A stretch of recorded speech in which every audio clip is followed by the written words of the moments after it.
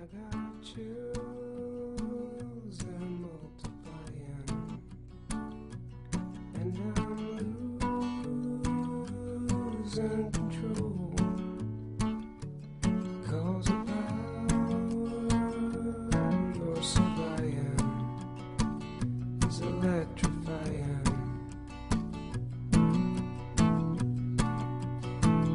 You better shape up, 'cause you need a man. My heart is set on you. You better shape up. You better understand.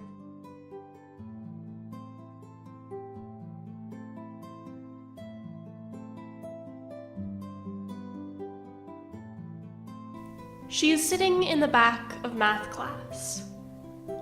She doesn't realize that in less than 24 hours, her heart will be broken. She thinks she has perfected the formula for true love. She's scribbled it countless times into the pages of countless notebooks, and she thinks she's finally got it right. She writes, if bracket A plus B, that's you plus me, plus a little bit of time, plus a little bit of distance, plus a little bit of longing, close bracket, times X amount of holding hands, times X amount of walks along the river, times I like you, over I need you, over I love you.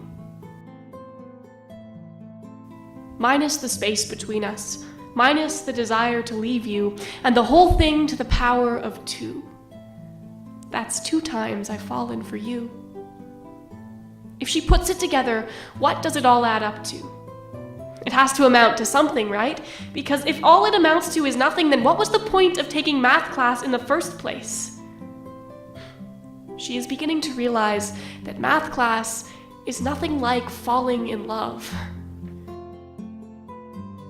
People around her will toss advice at her, like old men tossing breadcrumbs at ducks in the park. People will say, what doesn't kill you makes you stronger. They will say, this is an opportunity. This is something you can learn from. You'll come out of it a better person. People always say, finding love is hard, but there are other fish in the sea. He says, cold hands, gaze fixed on the dashboard, eyes dry, lips dry. He says sometimes people's feelings change, and that is okay. That is something you just have to learn to accept.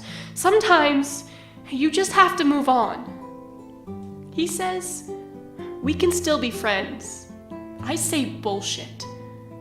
Because A plus B was supposed to equal you and me. Was supposed to equal us, was supposed to equal happy. But if B minus A equals empty equals lonely, if lonely equals A plus B, then what does happy amount to? Me plus ice cream equals happy? No. Me plus empty bowl equals still not whole. You plus me plus space equals wondering if you're happy. Me plus silence plus nighttime equals wondering if I'll ever be. Question. If a girl lies awake at night, staring at the cold blue screen of her phone, how many hours will it be before the boy texts back? Solution. He will not text back. Teacher, I'm sorry. I don't understand the question. No, I understand what you're asking. I just don't understand the solution. It doesn't seem like it fits with the question. There must be an error in the textbook. It doesn't make any sense. It doesn't seem like a very useful answer anyway. If the solution is simply avoiding the question, then I don't think it's a good enough solution. Besides, this answer doesn't fit the formula. The formula. You know, the one we all know. The law of falling in love. The one they teach us as kids In picture books and Disney movies, you know, boy plus girl equals happily ever after. Question. If I say I love you, and you say it back, do you love me, and do I love you? Solution. Of course not. Hand in the air, waves frenetically. Teacher, I'm lost. We're moving on to a new concept and I'm still on page 1. I don't understand how he and I could go from lovers one day to strangers the next. I don't understand how we could go from full circle, infinite, no beginnings or endings, just hold me. From knowing the insides of each other's hearts like pencil on graph paper, each point forms a connect the dots into swooping parabola of you love me and I love you, of connection, of question and rational answer, of sense, of 100% into silence. I don't understand why you and I never fit the formula of true love. We went on X amount of walks along the river, had X amount of red-lipped kisses, and for X times we sat in comfortable silence. The axes of our understanding seem to be increasing. I guess the why still remains. The question of why it had to end so suddenly. But we don't fit into an equation. No, we never have. We don't fit into squares of graph paper. So I will bake my hurt into heartbreak pie. The recipe calls for desolation, and that much I can give.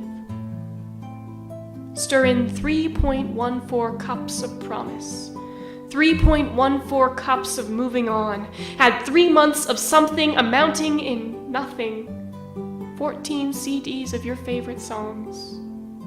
Mix well and cook until toasty and warm.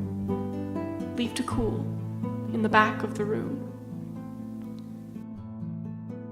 What conclusions can we draw from today's lesson, class? What universal truths are hiding beneath the numbers, the theories? What formula can we use to solve today's problem? I'm having trouble drawing a logical conclusion from the mess of numbers you've left me with.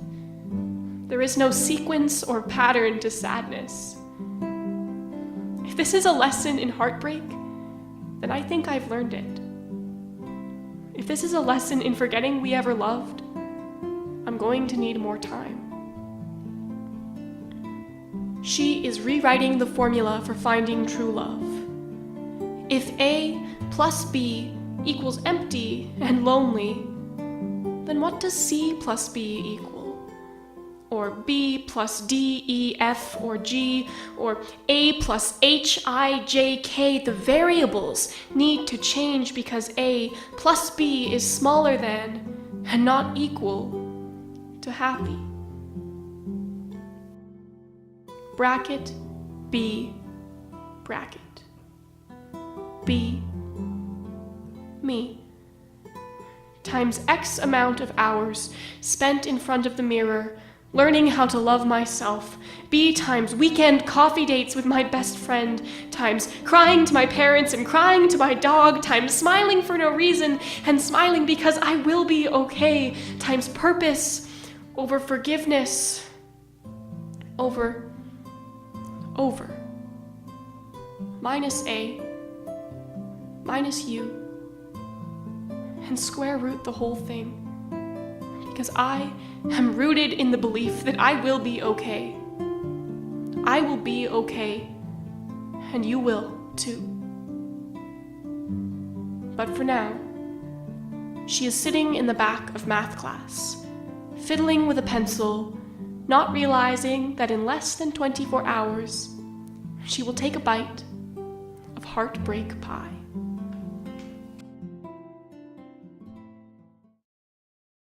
You're